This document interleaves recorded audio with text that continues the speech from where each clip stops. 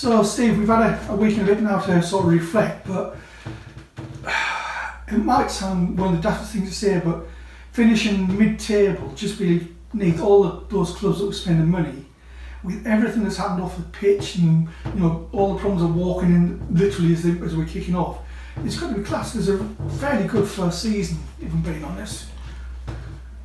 I mean, I think at the start of the season, we were definitely looking higher than 13th, but there were points in the season where we were definitely looking over our shoulder. So I guess, particularly with the condensed last 6 or 8 weeks, it wasn't a disgrace. No, because I mean, like I said, you virtually came in as we were kicking off. I mean, what were your thoughts and expectations that the first day through the door? I was fortunate. I got to watch the pre-season friendly, the last one against Eastbourne Town, which we comfortably won 4-1. And funny enough, Eastbourne Town have just won the Sussex playoff, so they've gone up to the Isthmian League. So maybe that puts that into perspective. So I could see that there was and I knew a lot of the boys as well. So the first month we probably didn't tinker with it too much. Just kind of Harps and Joff and Ad were put in charge for that day. And I just kind of rolled with it, but I guess you want to make something your own over time, and we started trying to adapt the playing squad a little bit based on their expectations, what we were trying to look for. I guess the real key one was Regan coming in, which was probably after about 3 or 4 weeks. But because I didn't just lift the squad; it lifted the fans, everybody, because he's a known good quantity. Because those first few months, it can't have been easy trying to get your own plans and your own ideas in place without any pre-season, without, like I say, please don't take this wrong way, but not the squad you would have selected. Even the coaching team that you didn't select. You came in to everything else. Yeah, parachuted in, and thankfully, I knew Joffy anyway, and Rich, the physio, has been with me. Numerous other clubs, but in terms of Harps and Potsy, it was a little bit of a step into the unknown for all of us. Thankfully, we all gelled really quickly, which was massive. We had limited training time. We probably had more training time in that first 2 months than we have the rest of the season because we had daylight, which meant we could get out on the grass. But it was more about trying to work with what was there. Obviously, it wasn't like we had a blank canvas. We had a group there. We had something that seemed to work, which was playing a 4-2-3-1, defending quite deep, hitting people on the break, using the whip for the Culverden predominantly, and that seemed to do us okay for a month or so. Regan very much fitted the profile of that, so getting him in was fantastic. But sometimes you just got to adapt and deal with what hand you dealt. Yeah, because you got through Christmas, and then we had the Rust Bowl game. And then again, it's still like we took another step forward, but we just couldn't get the results that we deserved. We were still losing games 1-0 when you're thinking, actually we should have drawn and not won that. How have we not? And it was a step forward, but just still wasn't getting the results it deserved. No, you can sort of spin that 2 ways, can't you? I think there's only 2 or 3 occasions throughout the whole season where we've lost by more than 1 goal. So I guess you could say, frustrating as those 1-0 defeats are, you could look at it, we've been competitive in nearly every game. To be fair, Corinthians beat us 3-1, Deal beat us 3-0. But on the whole there has not been a lot in it. I think it was probably more October, November, the wheels came off a little bit. Around about the Lingfield Vars game, which is another example of a 1-0 defeat. Very, very, very frustrating, that one, because of the occasion and what it means to the club as much as anything else. But we lost Luke Leppard that game, if you remember. I lost Walder in the warm-up, and then I think it was that weekend, or the weekend after, Billy got himself involved in a little altercation, which meant we lost him. So effectively my first choice midfield were all them missing. I think for 5 or 6 weeks. And there were if you were going to pick 3 key players to the way that team was functioning at the time, those were the three. Yeah, definitely. Bill was on fire. I think he was right up the top of the goal scorers charts for the whole league. Him and Trev were both scoring really well, mainly supplied by a lot of Regan's crosses. But yeah, we were, Walder and Lepp sitting in front of the back four, just protecting, winning it. I can clearly remember when we beat Whitstable 3-0 at the Den, and also when we beat Holmesdale away 2-0. Both of their managers in their post-match said they got bullied. And let's be honest, that was basically what Leopard and Wolves were very, very good at it, within the laws of the game. But so to lose that out of our side, plus Billy's goals, that really did knock us out of kilter a little bit, and we did really struggle to find our rhythm again up until Rustall post Christmas. Yeah, and again, like you say, it was slight improvements, but the big change seemed to be definitely on the pitch, was when you went to three at the back. But it wasn't just the fact you went to three at the back, you started playing 2-10s. Yes. And I think we suddenly tapped through the middle, solid, and started things through the back, we've got our way. And it all just sort of clicked into place. It did, yeah. You fast forwarded quite a lot there. So the first time we deviated from four at the back was Snodland, in the infamous abandoned battle. We went 3-5-2 that day. I tried playing Reggie up front with Trev. As it turns out, we got the 3 points, but it was a 0-0 draw on the day. That was the first time we played three at the back. Didn't really feel the two up front worked quite how we'd hoped. So yeah, I think Bill was back by that point. That's how long we've skipped forwards. And yeah, just thought it made sense to give Regan a little bit of a free licence, and Bill being back in, went to that box midfield, and on the whole it did us pretty good. Yeah, but I think the other benefit of that was it brought the whole team out. Players who wouldn't have normally been getting much noise, like Rory in his left foot, or Shieldsy. Yeah, you had Sidgy at the back, and Jim and Harry. All those players, suddenly you're thinking, wow, this isn't just the Trev scores goals show. Do you know what I mean? Well, the whole thing was really triggered from the fact we had a lot of boys that wanted to play centre half, and there were a lot of good boys that we wanted to have in the team somewhere. And so, to be honest, it was a bit like, blimey, I think at the time we're sort of lolloping around in 16th place. What have we got to lose? Which is probably someone wants a bit more tactical insight than that. But yeah, with Sammy, H, Sidgy, Jim, probably missed someone there. Ronnie hadn't broken through at that moment. But Dantier, sorry T-Bone, nearly missed you. We had a lot of people that could play centre half, so we thought we might as well try three of them rather than two of them. And the thing is, you have six there. I think you said you had six or so players, but any of that six can play there, and you don't 100%. think, oh, we're a bit weak at it. No. Actually, it literally was just you go today, yeah. and they all fit perfect and play really well. And then the key thing, I think, when you play three at the back, well, it's all the components, but the next key thing is whenever you've got two people that can play wing back, because that's a hard role to play. Matty had obviously come back to us. Predominantly, he wanted to play on the wing, but we kind of cajoled him. Well, it's wing back, It's, I know, and he's very good at it. He's a superb wing back. So that sorted out one side, and then obviously Ned, who'd sort of been on our radar, probably playing more of a attacking midfielder for the 23s. But spoke to him. He said he'd done wing back before at Tunbridge Angels in his youth. And he never looked back, did he? He literally hit the floor running. Yeah, but even the way you were playing them, because I still don't think you played them as traditional wing backs. It feels like they're wingers who get back, if that makes sense. Yeah, that's probably true. I think, again, having the four in midfield, you just got that sort of central rigidity where you can afford those two lads to have a little bit more of an attacking licence. And as you said, Shieldsy, Raws, Bill, Reg, Walder, because Walder was coming back to fitness by this point as well. We just had it just suited the team, didn't it? And it's still like I say, you had Leps coming in. We also had like Sammy McLeod coming back to the club. And it was like a few of them flitted between midfield and defence. And it was almost like it was written to be almost, I reckon. I think with the benefit of hindsight, if we'd have thought about it 8 weeks earlier and had that personnel, we'd probably be another 10 15 points on the board, but that's easy for me to say now. Yeah. But I mean, like I said, one thing with hindsight is, I mean, you have this great saying I love, which is like never too high, never too low.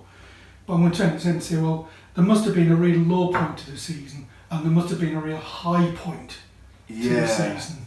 I think losing to Linfield in a terrible game of football, credit to Linfield, and they finished a respectable position in their league. But just I think maybe the occasion, and without being arrogant, because whenever you're arrogant, you're setting yourself up for a fall. I felt that was a winnable game, and credit to them, they beat us fair and square. But I just didn't feel we turned up. And it felt like we were on a really good run this season in the Vars. It felt it had a bit of promise to give. Well, this is where the highlight of the season is going to come through with it. So I totally get that. I know how much it means to you guys. We've gone through 3 rounds. I think we put Kennington and Bryden Rope's little comment and out. done well in all 3 rounds. It's not like we haven't just sneaked through games. We've done okay. So that was disappointing. Blimey, I better not dwell on the lows too much because I'll go down a rabbit hole. I mean, I'll chuck one in for me. It was Deal, and it wasn't necessarily that we played badly. It was just it's the one game all season where I've come out and thought, crikey, we could have been brilliant that season.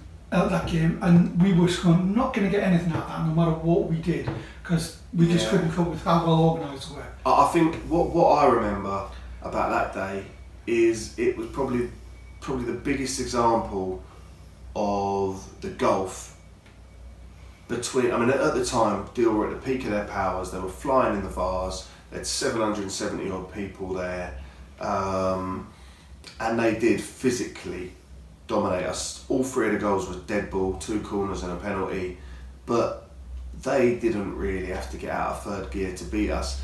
That said, we were by no means the only team that went there, and a lot of teams got hammered a lot worse than us. But what I remember is that was the day the social media sort of backlash seemed to raise its head and I can remember thinking, are these people serious? Like, do you know what I mean? We've lost 3-0 to. It's not great, but we've lost to Deal away, and I guess that's what comes with being involved with Tunbridge Wells. There is pressure, there is expectation, but I think that's when I said to you, as far as I'm concerned, there's supporters, which are the people that come home and away.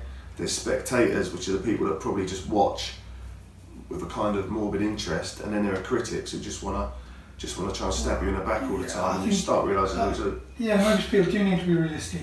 It's like last couple of days we got all the usual, remember the Vars and the epic Josh Stanford picture on the ground. And don't get me wrong, that goal is probably the highlight of watching football of anything I've watched ever. Was that, but that was a team built on team spirit. Yeah. That was 11, 12, 13, how many years ago is now? What have we ever done since to expect anything? We had 3 seasons before. A couple of seasons before we had Rich came in and then Luke, we'd finished 15th, 16th, 17th. We hadn't been just missing out on promotion. Yeah, okay. I think people have to be realistic, or maybe I'm going to get beaten up now. Well, you said it. I mean, I think what the team that Martin Larkin had, rightly so, legends in the club's sort of history and folklore, and I guess they really did. I mean, Bart's, who was part of that, albeit didn't make the big occasion, but like he always tells me, you had a massive. It was all about team spirit. It was all about local lads playing for the badge rather than the money, and that 100% is the blueprint. Can it happen nowadays? I don't know about no money, but to be fair, I think when you look at teams like Deal, Corinthian and Erith, who are predominantly the ones that have succeeded this year, they're all built on togetherness, team spirit. I'm sure, so. And let's be honest, they are built on a bit of money as well. Yeah. It's not like they didn't on the budget. But there's having a reasonable budget, and then there's just trying to buy the league, and obviously we're never going to be in a situation anytime soon where buying the league's even an option, and even if it was, I'd rather do it the other way, But there's a lot of things we need to get in place. Highlights. I didn't ever give you a highlight. Well, I was going to say you're talking about buying the league. One of the highlights for me was that Faversham game at their place, where they were celebrating during the game like they'd won the league because they were drawing with us. We should have won that game. Played well that day. Well, we did. Do you know we started terrible? Do you remember that they ripped us apart for the first 20 minutes, their number 5 Yeah. and their centre forward were like, Yeah. I'm just going to come and play and dominate you. And then we grew into it. I think it was Matty and Nico's debut, actually, if I remember rightly. And we swung it around. It was their first game after Sammy Moore had been relieved of his duty, so that was either going to go one or two ways. But we got ourselves in front, played well that day, and ultimately we only got a point, which is probably a fair result if we're going to be honest. But I think it gave us a little bit of confidence that we could compete with the top end. I think if we're honest about it, some of the boys probably were a little bit beaten before we went on the pitch that day because it's Faversham, they've got this, they've got that. Yeah. Well, ultimately they've got 11 blokes, we've got 11 blokes, and yeah, I think the comparison of those two teams there was we had great team spirit, they had no team spirit, and that's not slagging them off because they had probably in terms of the squad, that was the best looking squad and the best equipped, skillful players we played all season. Yeah, we probably caught them in a sort of transient moment when Matt was just temporary manager for the day. I think the way they finished, they've had a great finish to the season under Tommy, and no doubt they'll go in as the favourites to win it next year. So, look, I think familiarity and continuity breeds team spirit, and that's the one thing we have now. We've had a season together, so if we can stay and build and improve, hopefully. Yeah. So any other highlights? Yeah, do you know what I always remember? Even though it's a little one, I always remember the 1-0 win away to Snodland in the Cup. It was on a Tuesday, I think it was a Tuesday night. It was when Nathan saved the penalty and we ended up with Trevor in goal. And I just remember the fans afterwards were brilliant.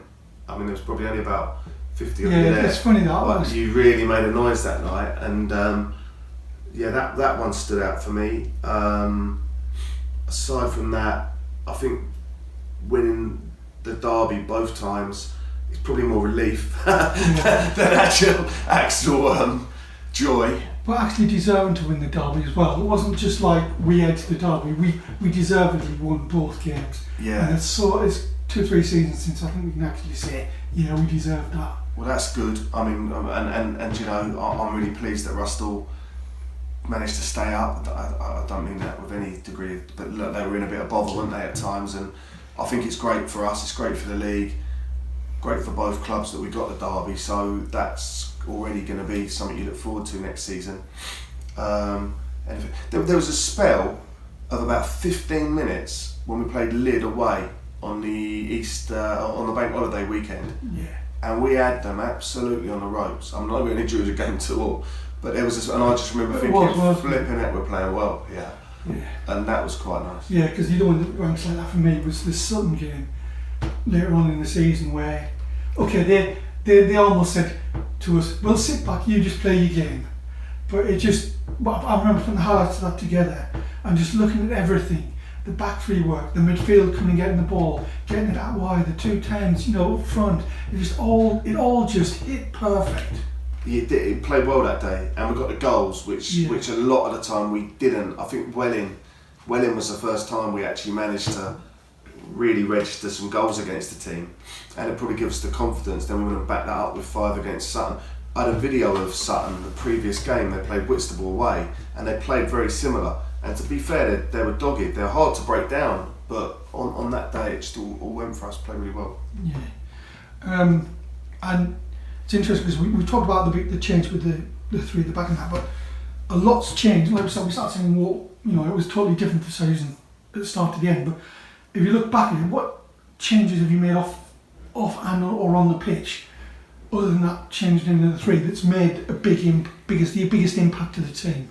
I think the biggest single factor that's impacted the team positively was the introduction of Dan and Katie from PK.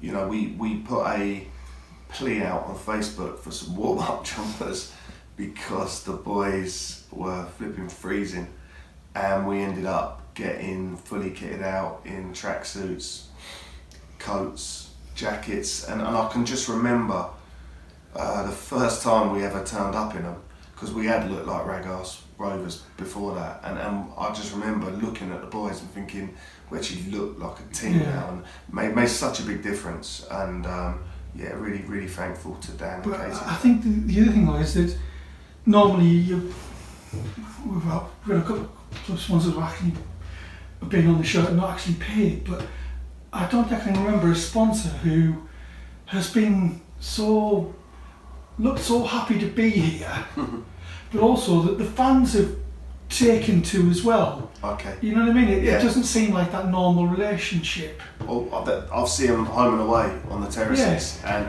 I know from speaking to them, they, I won't represent them, they represent themselves, but I know they love what the club is, and the fact that you guys travel home and away, and it is a bit of a family, isn't it? And they've been a breath of fresh air in that respect. Obviously at the end of the season do as well, sponsored the trophies for the first team, which was much appreciated. But there's a lot of unsung heroes. I've done the little article for the supporters website the other day, and I don't think you can't look past Claire and Wendy in terms of what they do for us. Volunteers, the kit, the food. We're getting, like I said, we're getting like choice of desserts. I don't get that. I don't get that at some restaurants, So it's just these little things that people going out of their way to try and make you feel a little bit special. Really, that's all you can ask, isn't it? Because that sort of leads me to the next question I was talking, which was about the end of the season awards, and probably the most pleasing thing I saw there was the bond between the players and how you've actually built a really good team spirit. I was sat for ages to Harry, Sidgy and Rory, and they're just great lads. And then you saw the under-23s were coming into it. There's just such a great team spirit. Yeah, I think firstly it was just great to be able to have an evening where not only players but fans, committee, etc., could all get together, and the volunteers could all get together. So thanks to everyone that helped make that happen. From our point of view, opportunities to socialise have been a bit limited with the lack of clubhouse. So it's been a bit tricky to sort of bond as well as you'd like to. We missed out on the chance to do that in pre-season. But yeah, I think I really enjoyed the evening, and I thought it's just good to see everyone with a smile on their face, and perhaps it was a bit of relief it was all over. Perhaps it was just generally, I think most of the boys actually genuinely like each other. Yeah. We spent a lot of time sort of trying to get a group together that gel like that.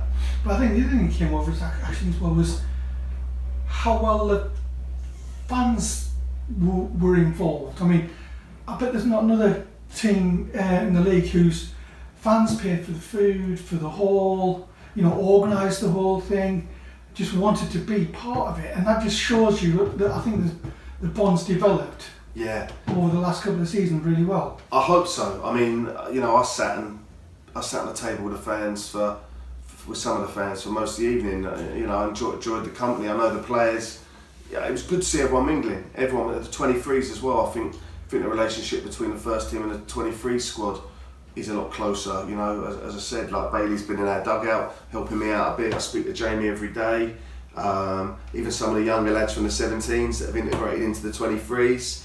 Some of their parents were there as well, so it's encouraging really. I feel like what is a club? It's a kind of community of people that come together under a badge, and it does feel like, despite all the tribulations, we probably have all come together a little bit closer this season, and hopefully that continue. Maybe that is the one good point to come out of this.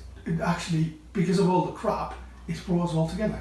You get a bit of a black sort of humour to the situation, don't you? And I think everyone has just sort of cracked on and made do the best we can, and probably deserve better. And particularly you guys that come and stand on the terraces, you probably deserve a little bit better on the pitch and perhaps a little bit better off it. But we're hopefully moving in the right direction. Yeah, and that's talking about the right direction. It's a bit of a cliche, but it really does set the next question up, because the other point of that night was the under-23s, and the job that Jamie's doing with the under-23s I think is just brilliant, and the fact that so many have come through the season, because a lot of managers have stood we're under-23s now, use Paul Hughes, key to everything, but actually you actually talk the talk this season, and I think you deserve some of the credit as well as Jamie. you put players in who've looked the part. They haven't looked lost. No, I mean I've always watched the 23s. I watched them last season. I watched them this season. So most of the boys are known to me. A lot of them are trained with me. I speak regularly with Jamie and Bailey, so I get good feedback, and you can see with your own eyes. And I think when you get to the stage where, particularly in our league position, where you probably have got a little bit more freedom to give opportunity, well, why not give some opportunity to someone from within the club rather than paying money to try and bring another player in? I think it's not always going to work, and we're going to have to bring players in from outside on occasions. But again, I think there's at least another 2 or 3 of the squad who haven't yet had a chance, who will comfortably be able to stand on their own 2 feet amongst us. So I'm blessed, really. It's good. It's good the 23s are in good health, really. Yeah, because like you said, those players like Ned, like Lenny, there's just so many of them. You think about Nathan. Do you know what I mean? Don't think he turned up to sit in the bench just in case we needed cover. Yeah. And ended up being here for 6-7 weeks. Yeah. And done really well, and now ironically he's playing for Lingfield. Cam Wotton has had probably not played as much as he would have liked towards the end, but he's never let himself down. Jack Gallagher never let himself down. Lenny's come and benched. I mean, Lenny's the same age as my son. Maybe I'm getting too old for this now, but yeah, Len will get a chance, no doubt. Reece Anderson, Connor Knight. There's some. I'll tell you, if he can just get himself injury free, then Finn Hartley is another one who I think's got a real good opportunity of being involved with us. So Steve, that I guess sets up the last question, which is, okay, it's can't really know too much about what you're going to do yet, but what sort of plans do you have for next season? We've started going through some of the